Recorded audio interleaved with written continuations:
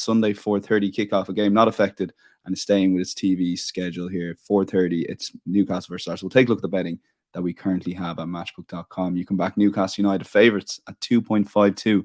Arsenal are 2.84. The draw is 3.9. Both teams' scores available. Yes is heavily favoured in that market at 1.58. The Asian handicap line sees it's effectively a draw no bet market with Newcastle again favoured at 1.85. And the total for this game is 2.5, shaded a bit towards the over. So yeah, Miguel, give us your take on Arsenal at the moment. Look, they've gone through maybe a bad spell. You probably at the moment can't get a more perfect game than Chelsea at home just because you have the atmosphere, plus you have a team that you're well capable of beating at the moment. Where are Arsenal at? Because this is a tough game. You can see by the odds that Newcastle are favourites to win this game. Yeah, I mean, it was a perfect game for them in that regard, but in an imperfect setting. And to be fair to Arsenal, it would have been very easy for them, I think, to just continue the form of the previous 4 games and really struggle in that match. They didn't. They came out strongly. They actually, and it wasn't just the Chelsea were bad. It was Arsenal like they had zip about. I mean, the first goal was superb. It was kind of the execution that we'd seen a lot this season from Arsenal. Then it was on with the second goal where they realised they didn't have to be so exact against this Chelsea, but they could really have destroyed them. And we asked Miguel about this after the game, where he denied it, but I suppose he would. He resorted to his customary talk about kind of focusing on the next task. But you do get the sense a little bit with Arsenal, given there's been so much build-up to the Manchester City game, and I think that definitely influenced the kind of panic we saw in their performances against West Ham and Southampton. And given that the worst happened in the City game, it's almost like because of that, there's been this mental release around the squad, and they're kind of back to being what they were.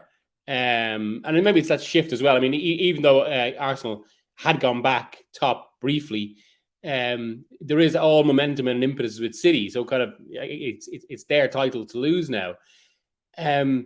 It does feel like there's been a bit of a shift around Arsenal. You hear that as well from some people close to the squad. And it's why, even though Newcastle are favourites to this game, they might be back to playing a quite formidable Arsenal. Granted, it's one still without Saliba. But then that was another big decision that Arteta made on Tuesday in leaving out Holding. With Newcastle, it's a slightly odd one that it's almost like they've had a few kind of knife edge performances in that when they get one. I mean, again, we spoke recently about the Villa game and how that was a shock that came out of nowhere, and of course that's been surrounded by so many matches where they've just destroyed some teams, particularly Spurs and Everton. And it's almost like as soon as momentum switches and it goes with them, they have this sudden flood, which was in keeping with the atmosphere around the stadium at the moment post takeover. Again, and it should be stressed about the controversy of that takeover, but I do just wonder then whether, given all that, given Arsenal's susceptibility to back, I'm not sure I'd make Newcastle favourites in that way because of all this, but I think there's a high capacity here for a lot of goals. So I'm going for over 3.5. I'm not really too confident on either side to win, but I think once one goes in, this will be a proper back and forth, especially given the stakes of the game. Arsenal will probably be trying to keep the title race alive if, as we expect, City win. And Newcastle, of course, trying to clinch Champions League. But that brings pressure for them as well. Yeah, it's a fascinating time there. So Miguel's playing the goal line and overs. And Mark, you are leaning towards the overs as well. But very quickly, on the sides, how did you come down with the prices? You obviously felt they were more or less correct, Newcastle and Arsenal. Yeah, I kind of agree with where Miguel's kind of coming from with Arsenal. I think they are looking quite dangerous at that kind of price. I was kind of interested in Arsenal plus a quarter to begin with. But yeah, if you based it on the whole season, then it's perhaps around about the correct price is really Newcastle very slight favourites. If this was played at a neutral venue, Arsenal would be favourites and reasonably, not strong favourites, but reasonably comfortable favourites at a neutral venue. So no real issue with the prices. And just out of sort of pure interest, I'd rather back goals in this game than having to sort of side of either team, because I think there's vulnerabilities about both, potentially defensively coming into this game. I think Newcastle in the reverse game went to the Emirates and played for a point, defended pretty well, managed that game pretty well, got that 0-0. I think this game is going to be very, very different. The fact it's at St James's Park, the fact Newcastle are playing such sort of free-flowing, expansive, entertaining football right now, I think it's difficult not to see goals in this game. I know they had that lean spell over Christmas, New Year period where they won once in 8, I think it was, but they bounced back with a real bang. 8 wins from 9, almost secure Champions League football now. They scored at least 2 goals in 8 of those victories. The only blip was that no-show at Aston Villa. They scored 13 goals in the last 3 games, and they're absolutely savaging some sides as well. You know, they look really, really good going forward.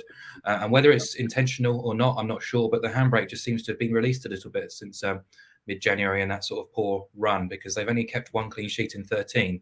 But in that 9-game sequence, they scored 2.89 goals per game on average, which is really, really impressive. Overs has landed in 8 of 9.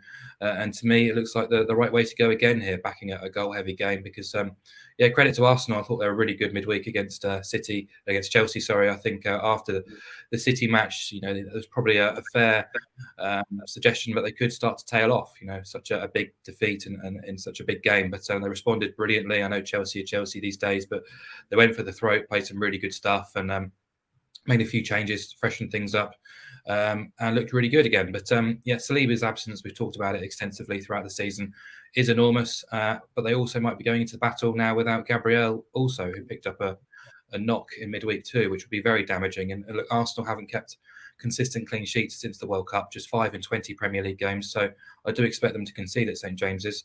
They've leaked at least twice in 7 of 13, and they've also conceded twice or more in 5 of 6 away at the top 8. So fully expect Newcastle to oblige, but you also fully expect Arsenal to do so as well. They've only fired 2 blanks all season. All their key forwards are fit and available. And if you look at Arsenal's matches, of their last 13, 12 have gone over 2.5 goals, as have 13 of their 16 against the top half as well. So I think this has got the makings of being quite a fun affair. I'm not quite as aggressive as Miguel, but I think you can get over 2 3/4 at around about 1.83. I think that's absolutely fair enough. You make a half stakes profit if there's exactly 3 goals, a full stakes if there's 4 or more goals. The only way you lose your money is if there's 0, 1 or 2 goals. I'd be surprised if this game sort of fails to ignite. Okay, yeah, both guys going in the overs angle. We'll go a little bit more aggressive in the pod near the end of the season and go with Miguel at over 3.5 goals at 2.66. But it does seem to be set up Sunday afternoon for a classic between Newcastle